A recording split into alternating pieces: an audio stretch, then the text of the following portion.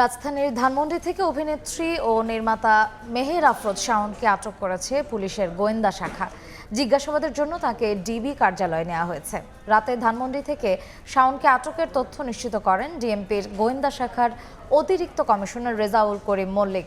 শাওনকে কেন আটক করা হয়েছে এ ব্যাপারে ডিএমপির ডেপুটি কমিশনার তালেবুর রহমান জানান, রাষ্ট্রবিরোধী ষড়যন্ত্রের অভিযোগে জিজ্ঞাসাবাদের জন্য শাওনকে ডিবি কার্যালয়ে আনা হয়েছে।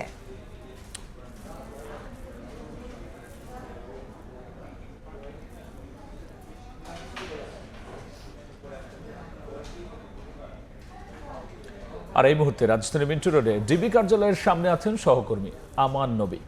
বিস্তারিত জানতে সরাসরি যাচ্ছি তার কাছে। সন্ধ্যাবেলায় কিন্তু রাজধানীর ধানমন্ডি থেকে গ্রেপ্তার করা হয়েছে অভিনেত্রী মেহের আফরোজ শাওনকে। গ্রেপ্তারের পরবর্তীতে তাকে কিন্তু জিজ্ঞাসাবাদ জন্য তাকে কিন্তু আজ নেওয়া হয়েছে ডিএমপির ডিবি কার্যালয়ে। আমরা ডিএমপির উপকমিশনার তালেবুর রহমানের কাছে আমরা জানতে পেরেছি তাকে শুধুমাত্র জিজ্ঞাসাবাদের জন্যই নেওয়া হয়েছে। তার বিরুদ্ধে যে অভিযোগটি আনা হয়েছে সেটি রাষ্ট্রের বিরুদ্ধে ষড়যন্ত্রে লিপ্ত থাকার একটি অভিযোগ আনা হয়েছে। সেই অভিযোগে তাকে কিন্তু জিজ্ঞাসাবাদ করা হচ্ছে। এই মুহূর্তে ডিবি কার্যালয়ের ভেতরে তারা অবস্থান করছেন। দীর্ঘ সময় ধরে সেই জিজ্ঞাসাবাদটি চলছে।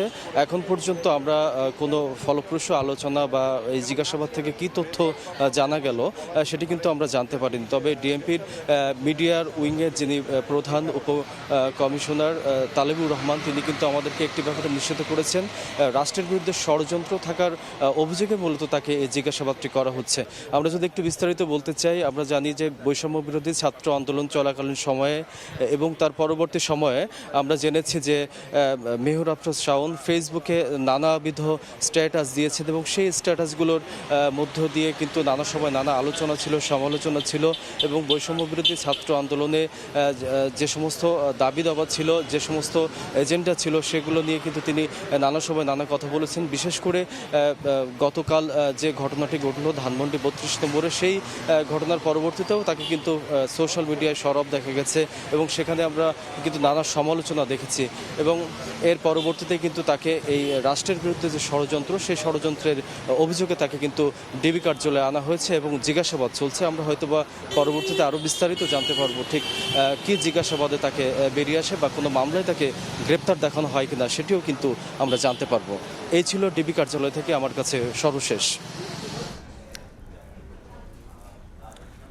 অভিনেত্রী মেহের আফরোজ শাওনকে আটক করে জিজ্ঞাসাবাদ করা হচ্ছে মিন্টু রোডের ডিবি কার্যালয়ে। আর এই ঘটনা সবশেষ নিয়ে আমরা সরাসরি ছিলাম কার্যালয়ের সামনে থেকে যুক্ত হচ্ছিলেন সহকর্মী আমান নবী।